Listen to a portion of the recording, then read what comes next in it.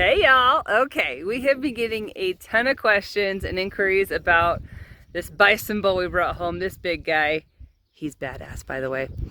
Okay, so what we're doing is we are breeding, we're trying. This is a sole experiment. We are just experimenting is all we're doing.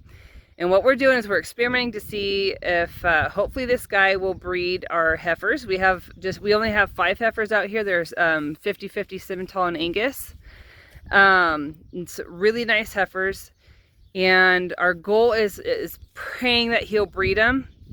With bison and beef, it's not a guarantee that they'll breed. There's some tactics to it, but right now we're just experimenting to see if he will. If he will breed them, great. If not, then at the end of the season, we're gonna get these girls AI'd to something, to just a regular beef bull, and start next year. That said, what we're trying to do is we're trying to raise beefalos, and it's solely experiment.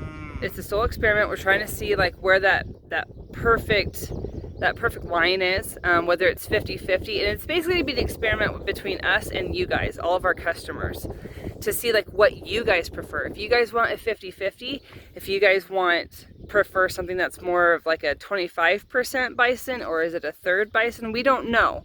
So what we're doing is we're kind of starting over and experimenting ourselves and seeing where that happy medium is and what everybody loves.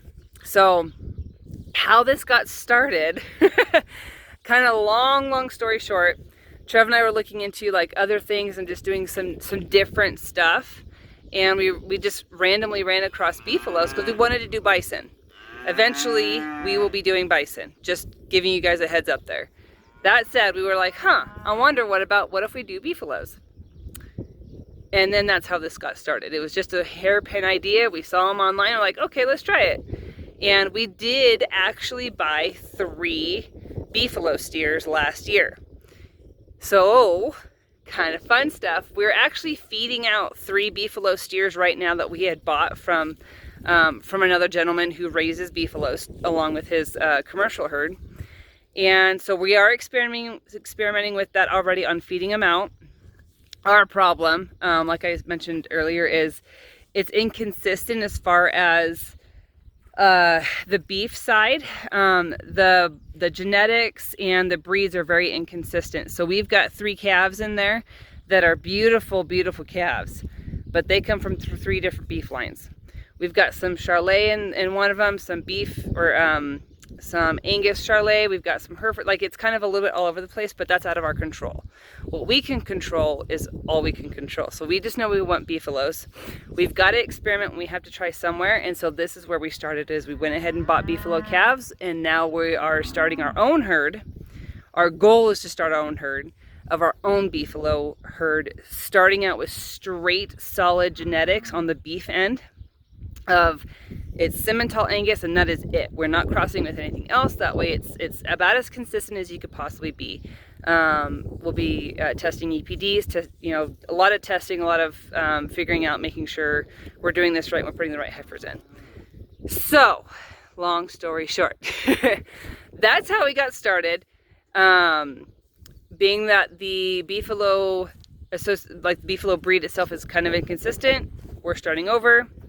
Here we go. Not a guarantee. We are solely not a guarantee that this bison bull will actually breed these heifers.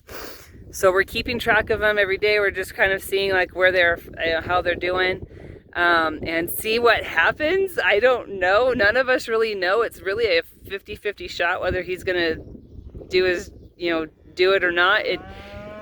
We don't know. So that said, we'll see what happens.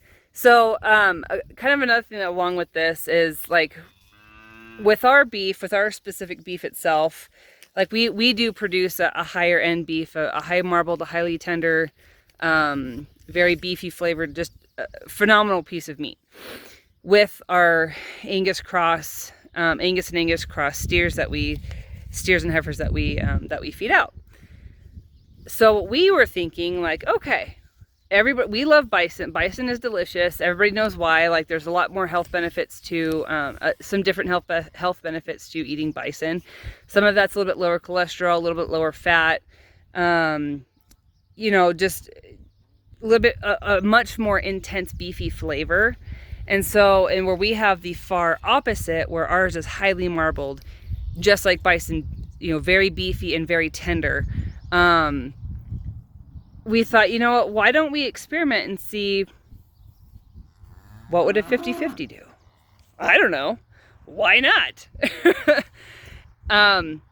So trying to see if we can marry both worlds, the best of both worlds, and I don't know, go from there, see what happens. Why the heck not? There's nothing stopping us, so sure.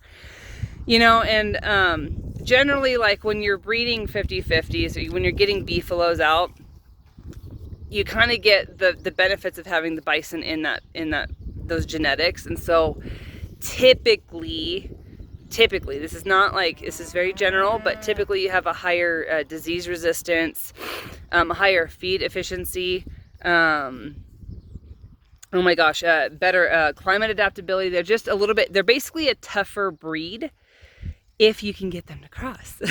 So, still don't know what's gonna happen. It's pretty much a crapshoot. We'll see. If it doesn't happen this year, then we'll basically start from square one. And we have like a plan B and a plan C if they don't cross this year. See, look at this guy. He's just so cool. If they don't cross, then we have a plan B and plan C. Plan B, we'll AI the heifers as soon as we can to just a nice beef bull, probably an Angus or Simmental Angus cross. And then next year we'll do another round of this, but we have some other tactics to get that done. So there's a lot to this. It's not just like throw them out and they're going to breed. We just don't know what's going to happen. Still experimental, so we'll just see how this goes. However, the other exciting part is we're still experimenting with feeding. So, you know, yes, we are breeding our own. We're starting from square one. However, we are experimenting with Beefalo calves now as we are feeding out. So be prepared to see that coming up here in the next probably couple of months. We're actually going to do a bunch of pre-order sales on these Beefalo calves that we're feeding out now. They look phenomenal. They don't actually look like bison. There's certain traits you can kind of tell, but they really don't look like bison. It's kind of weird. But stay tuned for that because we're kind of excited about that one. We're not sure what it's going to be like, but we're pretty much like the guy that the ranch that we get these Beefalo calves from is a great, phenomenal place. They raise great stock. And so basically until we have our own, until we raise our own, until we have our own calves on the ground to feed out ourselves, we will actually be purchasing calves from this ranch that raises these really nice beefalos in the meantime. So we will have beefalos in the coming months for meat. So we'll just see how this goes. We're like super freaking stoked. We are so stoked. It's something different. You know, we're gonna actually we're gonna test the meat. We're gonna get things tested to kind of do some testing on what the meat's like, what the difference is between that beefalo meat and our regular high-end, you know, Angus cross meat. So it's gonna be pretty freaking rad. So stay tuned for y'all that are interested. I'm actually gonna put up a sign-up sheet and get a little deal going for some pre-orders on this beefalo meat. It's going to be pretty cool. So stay tuned for more. You want to see Case? There he is. He's the bomb. Yeah, I'm pretty sure he thinks we're weird.